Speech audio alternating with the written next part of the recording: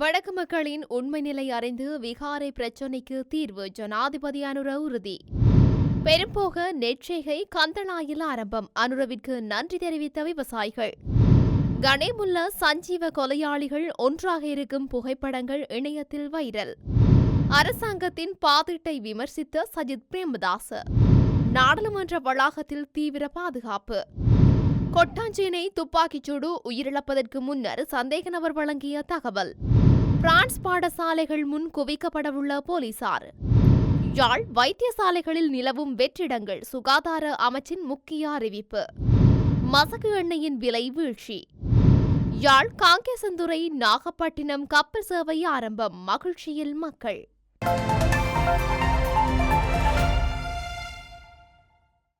குறுகிய அரசியல் லாபங்களுக்காக இனவாதம் மதவாதத்தை தூண்டுவதற்கு எவருக்கும் இடமளிக்கப்பட மாட்டாது என ஜனாதிபதி அனுரகுமார திசாநாயக்க தெரிவித்துள்ளார். இது தொடர்பில் மேலும் தெரிய வருவதாவது, 10வது நாடாளுமன்றத்தின் பாதுகாப்பு அமைச்சர் ஆலோசனை குழுவின் முதலாவது கூட்டம் நாடாளுமன்றத்தில் நேற்று நடைபெற்றது. இதன்போது வடக்கு மாகாணத்தில் அமைக்கப்பட்டுள்ள சில வழிபாட்டு ஸ்தலங்களை அடிப்படையாக கொண்டு இன மற்றும் மத ரீதியான பிளவுகளை ஏற்படுத்துவதற்கு வாய்ப்புகள் இருக்கின்றன என்று சில நாடாளுமன்ற உறுப்பினர்கள் ஜனாதிபதியின் கவனத்துக்கு கொண்டு வந்தனர். இதன்போது கருத்து வெளியிட்ட ஜனாதிபதி அனுரகுமார திசாநாயக்க, வடக்கில் மக்களின் உண்மையான தேவைக்கு அமைய வழிபாட்டு ஸ்தலங்கள் அமைக்கப்பட்ட விவகாரம் சம்பந்தமான பிரச்சினைகள் தீர்க்கப்பட வேண்டும். குறுகிய அரசியல் லாபம் தேடும் குழுவினர் இதுபோன்ற சம்பவங்களை அரசியல் முரண்பாடுகளாக்குகின்றனர். இதுபோன்று குறுகிய அரசியல் லாபங்களுக்காக இனவாதம் மதவாதத்தை தூண்டுவதற்கு எவருக்கும் இடமளிக்கப்பட மாட்டாது. மதவாதம் மற்றும் இனவாதம் என்பன அரசியலிலிருந்து முற்றாக நீக்கப்பட வேண்டும். வடக்கில் மக்களின் உண்மையான தேவைக்கு அமைய இந்த பிரச்சினைகள் தீர்க்கப்பட வேண்டும். குறுகிய அரசியல் லாபம் தேடும் குழுவினர் இதுபோன்ற சம்பவங்களை அரசியல் முரண்பாடுகளாக்குகின்றனர் எனவும் தெரிவித்துள்ளார். அத்துடன் வடக்கு கிழக்கு மாகாணங்களில் இராணுவ முகாம்களுடன் கூடிய காணிகள் மீண்டும் உரிமையாளர்களுக்கு வழங்குவது தொடர்பிலும் சில நாடாளுமன்ற உறுப்பினர்கள் ஜனாதிபதியின் கவனத்துக்கு கொண்டு வந்தனர். இதற்கு பதிலளித்த பாதுகாப்பு அமைச்சின் செயலாளர், வடக்கு கிழக்கு மாத்திரமன்றி நாடு முழுவதிலும் முப்படையினரின் பாவனையில் உள்ள காணிகள் தொடர்பில் மீண்டும் மதிப்பாய்வு மேற்கொண்டு காணிகளை விடுவிப்பது குறித்து எதிர்காலத்தில் தீர்மானம் எடுக்கப்படும் எனவும் பதிலளித்தார். திருகோணமலை மாவட்டத்தில் கந்தளாய் நீர்ப்பாசனம் பொறியியலாளருக்குட்பட்ட பகுதியில் பெரும்போக நெற்செய்கை அறுவடை ஆரம்பிக்கப்பட்டுள்ளது. கந்தளாய் குளத்தின் நீரினால் சுமார் 22,000 ஏக்கர் நிலப்பரப்பில் நெற்செய்கை மேற்கொள்ளப்பட்டு வருகின்றது. தற்போது பேராறு முதலாம் கண்டம், வான் எல, ரஜையல, தம்பலகாமம் போன்ற பகுதிகளில் நெல் அறுவடை ஆரம்பிக்கப்பட்டுள்ளதாக விவசாயிகள் தெரிவிக்கின்றனர். கடந்த அரசாங்கத்தை விட இந்த அரசாங்கத்தில் நெல்லின் விலை போதுமானதாக உள்ளதாகவும் பசலை கூட்டி தந்துள்ளமையால் நெற்செய்கைக்கு உதவியாக இருந்ததாகவும் தெரிவித்த விவசாயிகள் தற்போதைய ஜனாதிபதி அனுரகுமார திசாநாயக்கவுக்கு நன்றியையும் தெரிவித்துள்ளனர். புதுக்கடை நீதிமன்றில் வைத்து பாதாள உலக கும்பல் தலைவர் கணேமுல்ல சஞ்சீவவை வழக்கறிஞர் போல வேடமணிந்த ஒருவர் சுட்டுக் கொன்ற சம்பவம் நேற்று முன்தினம் இடம்பெற்றுள்ளது. இந்த நிலையில் துப்பாக்கிதாருக்கே துணையாக அவருடன் ஒரு பெண்ணும் வந்ததாக போலீசார் தெரிவித்தனர். இருவரையும் தேடி வந்த நிலையில் பிரதான சந்தேக நபர் புத்தளம் பாலாவி பகுதியில் வைத்து போலீசார் கைது செய்தார்கள். அவருடன் வான் சாரதி மற்றும் கொலையாளிக்கு உதவிய பெண்ணுடன் தொடர்பில் இருந்த போலீஸ் ஒருவரும் கைது செய்யப்பட்டுள்ளார். அத்துடன் அவருக்கு உதவியாக கூறப்பட்ட பெண்ணை தேடி வந்த நிலையில் அவரை கண்டுபிடித்து தருமாறு பொதுமக்களின் உதவியை போலீசார் நாடியுள்ளனர். இந்த நிலையில் துப்பாக்கிதாரியும் அவருக்கு உடந்தையாக இருந்த பெண்ணும் ஒன்றாக இருக்கும் புகைப்படங்கள் இணையதளங்களில் வெளியாகியுள்ளது.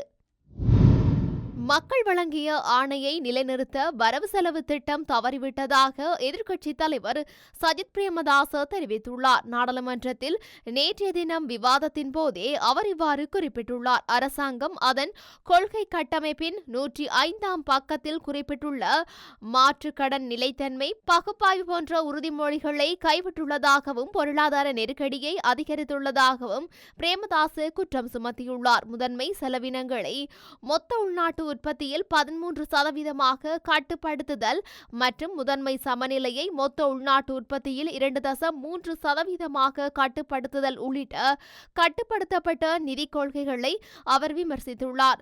உலகளவில் இந்த நடைமுறைகள் அரிதானவை என்று அவர் கூறியுள்ளார். ஆசிரியர்கள், சுகாதார பணியாளர்கள் மற்றும் ஓய்வூதியதாரர்கள் உள்ளிட்ட பொதுத்துறை ஊழியர்களுக்கு வாக்குறுதியளிக்கப்பட்ட சம்பள உயர்வை வழங்குவதில் அரசாங்கம் தவறிவிட்டது என்று அவர் மேலும் குற்றம் சாட்டியுள்ளார். இதேவேளை தற்போதைய நிர்வாகத்தின் ஆட்சியை கோட்டபாய மற்றும் மஹிந்த ராஜபக்சவின் ஆட்சியுடன் ஒப்பிட்டு பேசிய சஜித் பிரேமதாச தொடர்ந்து அரசியல் பழிவாங்கல்கள் மற்றும் விருப்பப்படி திட்ட ஒதுக்கீடுகள் என்பவற்றை அதற்கு உதாரணங்களாக குறிப்பிட்டுள்ளார். நாடாளுமன்றத்தில் வரவு செலவு திட்டத்தின் 2ஆம் வாசிப்பு மீதான விவாதம் இன்று 5வது நாளாக தொடர்கின்றது. நாடாளுமன்றம் காலை 9:30 மணிக்கு கூடும் நிலையில் வரவு செலவு திட்ட விவாதம் காலை 10 மணி முதல் மாலை 6 மணி வரை நடைபெறும். நேற்றைய வரவு செலவு திட்ட விவாதத்தின் போது நாடாளுமன்ற உறுப்பினர் சுஜீவ சேனசிங்கவிற்கும் பிரதி அமைச்சர் மஹிந்த ஜெயசிங்கவிற்கும் இடையில் அரச ஊழியர் சம்பள அதிகரிப்பு தொடர்பாக விவாதம் நடைபெற்றது.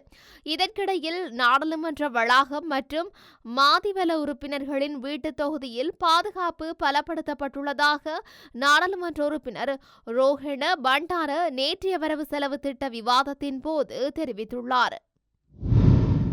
கொட்டாஞ்சேனையில் நேற்றிரவு நடைபெற்ற துப்பாக்கி பிரயோகத்தின் சந்தேக நபர்கள் இருவரும் போலீசாரின் துப்பாக்கிச் சூட்டில் உயிரிழந்துள்ள நிலையில் அவர்களால் மறைத்து வைக்கப்பட்டிருந்ததாக கூறப்படும் கைக்குண்டு ஒன்றினை போலீசார் மீட்டுள்ளனர். கொட்டாஞ்சேனை பகுதியில் நேற்றிரவு இடம்பெற்ற துப்பாக்கிச் சூட்டில் நபர் ஒருவர் கொல்லப்பட்டுள்ளார். இந்த துப்பாக்கிச் சூட்டினை நடத்திய 2 சந்தேக நபர்களை ஒரு கொடவத்த பகுதியில் வைத்து போலீசார் கைது செய்தனர். இதனையடுத்து அவர்களிடம் மேற்கொள்ளப்பட்ட முதற்கட்ட விசாரணைகளின் ஊடாக அவர்கள் சில ஆயுதங்களை மறைத்து வைத்திருப்பது தொடர்பில் போலீசாருக்கு தகவல்கள் வழங்கியுள்ளனர். இத்தகவலின் அடிப்படையில் கொழும்பு 15 முகத்துவாரம் காக்கைதீவு பகுதிக்கு சந்தேக நபர்கள் இருவரும் அழைத்து வரப்பட்டதுடன் அங்கு கைக்குண்டு ஒன்றும் மீட்கப்பட்டுள்ளது. இதற்கிடையில் சந்தேக நபர்கள் இருவரும் குறித்த பகுதியில் வைத்து போலீசாரின் துப்பாக்கியை பறித்து தாக்குதல் நடத்த முயற்சித்துள்ளனர். இதன்போது சந்தேக நபர்களுக்கும் போலீசாருக்கும் இடையில் ஏற்பட்ட முறுகல் நிலையில் சந்தேக நபர்கள் இருவரும் சுட்டுக்கொலை செய்யப்பட்டதுடன் போலீஸ் அதிகாரியொருவரும் படுகாயமடைந்து வைத்தியசாலையில் அனுமதிக்கப்பட்டுள்ளார். மேலும் சந்தேக நபர்கள் இருவரும் அடையாளம் காட்டிய இடத்தில் கைக்குண்டு ஒன்று மீட்கப்பட்டுள்ளதுடன் சம்பவ இடத்திற்கு குண்டு செயலிழக்க செய்யும் பிரிவினர் வருகை தந்துள்ளதுடன் போலீசார் மற்றும் விசேட அதிரடிப்படையினர் இணைந்து விசாரணைகளை நடத்தி வருகின்றனர். பிரான்ஸ் பாடசாலைகளில் மாணவர்களின் பைகளை சோதனையிடுவதற்காக போலீசார் நியமிக்கப்பட உள்ளனர். பிரான்சில் மாணவர்கள் கத்தி போன்ற ஆயுதங்களை பாடசாலைக்கு கொண்டு செல்வதால் இந்த நடவடிக்கை எடுக்கப்பட உள்ளதாக தெரிவிக்கப்பட்டுள்ளது. எதிர்வரும் ஏப்ரல் மாதம் முதல் இந்த திட்டத்தை நடைமுறைப்படுத்த தீர்மானித்துள்ளதாக பிரான்ஸ் கல்வி அமைச்சர் எலிசபெத் போர்ன் அறிவித்துள்ளார்.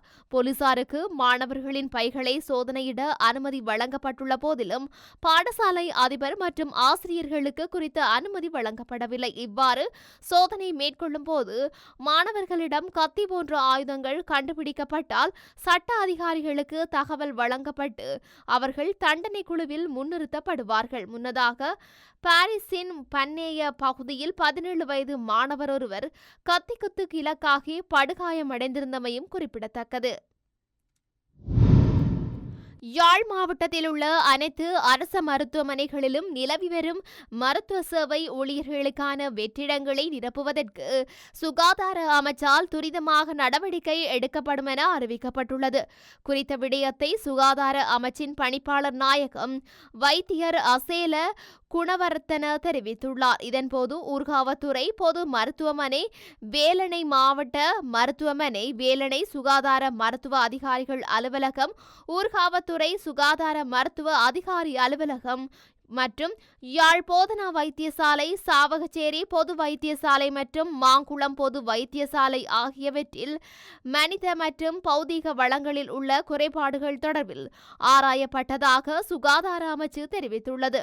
மேலும் யாழ் மக்களை பாதிக்கக்கூடிய தொற்று நோய்கள் கட்டுப்படுத்தப்படுதல், குழந்தைகள் மற்றும் கர்ப்பிணி தாய்மார்களுக்கான போசாக்கு வேலை திட்டத்தை ஆரம்பித்தல் மற்றும் வைத்தியசாலைக்கு அவசியமான மருந்து பொருட்கள் தொடர்பிலும் வைத்தியசாலை நிர்வாக அதிகாரிகளுடன் விரிவாக கலந்துரையாடப்பட்டது.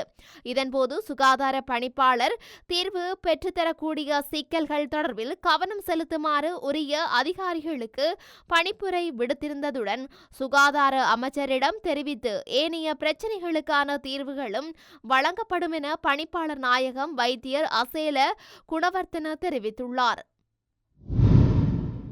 சர்வதேச சந்தையில் மசகு எண்ணெயின் விலை இன்றைய தினம் சற்று வீழ்ச்சியை பதிவு செய்துள்ளது. உலக சந்தையில் WTI ரக மசகு எண்ணெய் பீப்பாயொன்றின் விலை 70.40 அமெரிக்க டாலர்களாக வீழ்ச்சியை பதிவு செய்துள்ளது. அத்துடன் பிரெண்ட் ரக மசகு எண்ணெய் பீப்பாயொன்றின் விலை 74.43 அமெரிக்க டாலராக நிலவுகின்றது. இதேவேளை உலக சந்தையில் இயற்கை எரிவாயுவின் விலை இன்றைய தினம் 4.23 அமெரிக்க டாலராக அதிகரிப்பை பதிவு செய்துள்ளது. இந்தியா நாகப்பட்டினம் துறைமுகத்திலிருந்து 83 பயணிகளுடன் யாழ் காங்கேசன்துறைக்கு சிவகங்கை கப்பல் புறப்பட்டுள்ளது. குறித்த கப்பல் சேவையானது 3 மாதங்களுக்கு பின்னர் இன்று தனது பயணத்தை ஆரம்பித்துள்ளது. இந்தியா இலங்கை இடையிலான இருநாட்டு கலாச்சாரம் மற்றும் சுற்றுலாவை மேம்படுத்துவதற்காக 2003ஆம் ஆண்டு அக்டோபர் மாதம் நாகையிலிருந்து யாழ்ப்பாணத்திற்கு புதிய பன்னாட்டு பயணியர் கப்பல் போக்குவரத்து சேவை தொடக்கப்பட்டது. இது சுற்றுலா பயணிகள் மற்றும் வர்த்தகர்களிடையே பெரும் வரவேற்பை பெற்ற நிலையில் புயல் மழை, கடல் சீற்றம், சீதோஷ்ண நிலை உள்ளிட்ட காரணங்களால் சென்ற ஆண்டு நவம்பர் மாதம் தற்காலிகமாக கப்பல் சேவையானது நிறுத்தி வைக்கப்பட்டது. இந்த நிலையில் சிவகங்கை கப்பல் போக்குவரத்துக்கு தயாரான நிலையில் இந்தியா இலங்கை இடையிலான கப்பல் சேவை மீண்டும் இன்று ஆரம்பிக்கப்படும் என கப்பலை இயக்கும் நிறுவனம் அறிவித்துள்ளது. இதையடுத்து இன்று கப்பலில் பயணிக்க முன்பதிவு செய்த பயணிகள் நாகை பயணியர் முனையத்திற்கு அதிகாலை முதல் வர துவங்கியுள்ளனர். அதனைத் தொடர்ந்து நாகை பயணியர் முனையத்திற்கு வருகை தந்த 83 பயணிகளின் உடைமைகள் மற்றும் பயண டிக்கெட்டை குடிவரவு அதிகாரிகள் சோதனை செய்து அனுப்பி வைத்தனர். இதில் பயணம் செய்யும் பயணியர் மகிழ்ச்சியுடன் நாகை துறைமுகத்திலிருந்து கப்பல் மூலம் இலங்கை காங்கேசன்துறைக்கு பயணத்தை மேற்கொண்டனர். 3 மாதங்களுக்கு பின் நாகையில் இருந்து காங்கேசன்துறைக்கு கப்பல் சேவை மீண்டும் துவங்கியதால் இந்தியா தொடக்கம் இலங்கை இருநாட்டு சுற்றுலா பயணிகள் மற்றும் வர்த்தகர்கள் மகிழ்ச்சியடைந்துள்ளமையும் குறிப்பிடத்தக்கது.